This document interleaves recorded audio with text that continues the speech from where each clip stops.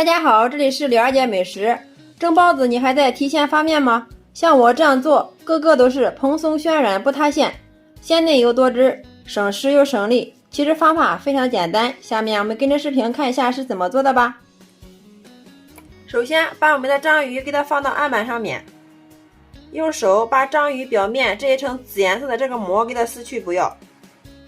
大家切记千万不要用开水烫哦，如果用开水烫的话，那样会影响章鱼的口感。看一下，非常的好撕，轻轻的一扯就掉了。章鱼处理好之后，放到案板上面给它改一下刀，我们都给它切成小丁。改好刀之后，给它倒在绞肉机里面，然后插上电源给它打成小碎丁。看一下，我们打成这样的小碎丁就可以了，千万不要打得太碎哦，这样有点颗粒感，吃着口感更好。然后把它倒在一个大点的碗中。接下来我们准备一把提前洗干净控管水分的韭菜，然后用刀把它的根部给它切去不要，改刀把它切成韭菜碎。韭菜切好之后，装在一个大点的盆中备用。接着往里面加入适量的熟油，用筷子给它搅拌均匀，这样可以防止韭菜出水变色。搅匀之后放一旁备用。准备好之后，下面我们开始给它调馅，往里面加入提前准备好的肥肉泥适量。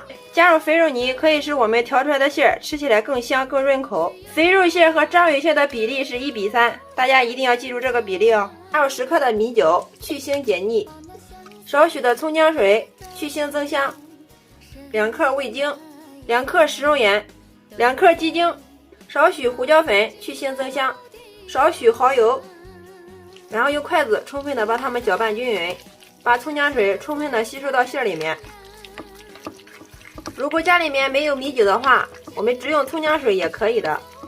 最后我们一直给它搅打上劲儿，用筷子挑起来不掉，像这样就可以了。接着往里面加入适量的小磨香油，家里面有葱油的话也可以放点葱油。再把我们提前切好的韭菜给它放进来。大家切记韭菜不要太多哟，太多的话会遮住它的鲜味儿。再次用筷子给它搅拌均匀。馅料调好之后，先不要着急去包，给它放入冰箱冷藏10分钟。利用这个时间，准备一只漂亮的小碗，加入4克的酵母粉，5克的白糖，促进酵母发酵。先加入100毫升30度左右的温水，用筷子给它充分的搅拌均匀，把酵母粉和白糖搅至融化。搅拌均匀之后，然后分少量多次的倒在300克的面粉里面，边倒边用筷子搅拌，把它们搅成絮状。如果感觉画的酵母水不够的话，我们可以再往里面加入少量的温水。想要包子包出来的白皙透亮，我们还要再往里面加入10克的猪油。接下来洗干净小手，把它揉成面团，最后给它揉成一个软硬适中的面团，像这样就可以了。不用醒面，直接取出来放到案板上面，继续给它揉，像洗衣服一样上下来回给它搓，一直给它揉匀揉光。揉的时候记得要多揉一会儿，这样我们蒸出来的包子吃起来口感更加的暄软又劲道。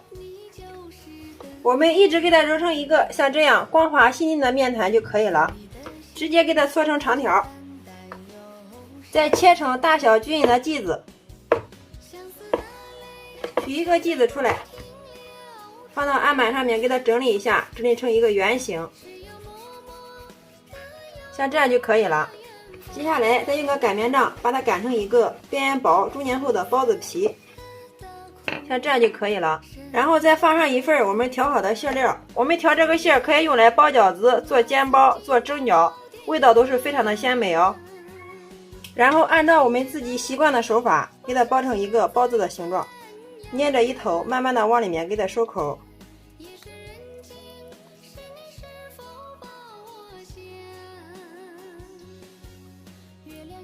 把收口处给它捏紧一点。好啦，像这样一个漂亮的包子生胚就做好了。然后再给它均匀的摆入到笼屉中，摆的时候中间给它留够足余的空间，这样在醒发的过程中不易粘连。放到温暖的地方醒发至原来的1.5倍大就可以了。20分钟之后，大家看一下，我们的包子生坯已经发了，体积明显变大，用手摸起来轻飘飘的，像这样就说明好了。然后我们给它放回笼中，盖上盖子，设定时间10分钟，好了之后再给它焖上2分钟。这样可以防止包子塌陷不回缩。然后点开始，时间到了之后，我们又焖了2分钟，然后打开看一下。哇，大家看一下，这个包子真的是非常的漂亮啊，雪白雪白的，用手按一下，非常的蓬松又暄软呀。好了，像这样就可以了啊。然后我们给它盛出装盘，然后我们再均匀的给它摆入盘中，像这样我们的章鱼屑小包子就制作完成了。大家看一下，包子个个都是非常的蓬松暄软，不塌陷，一点也不破皮也不露馅哦。掰开来看一下里面，哇，真的是太香了。先来替大家尝一下，味道非常的鲜美，一点都不腥哦。包子皮非常的松软又劲道，咬一口鲜嫩又多汁，尝上一口简直就停不下来。章鱼这样做，出锅连吃3个都不过瘾。做法也是非常的简单，不需要发面，一次都能成型，特别的省时又省力。喜欢吃章鱼的朋友一定要收藏起来试试哦，真的是非常的好吃。好了，今天的美食就分享到这里了，点开我头像可以观看更多的美食视频哦。非常感谢你的观看与支持，我们下个视频再见。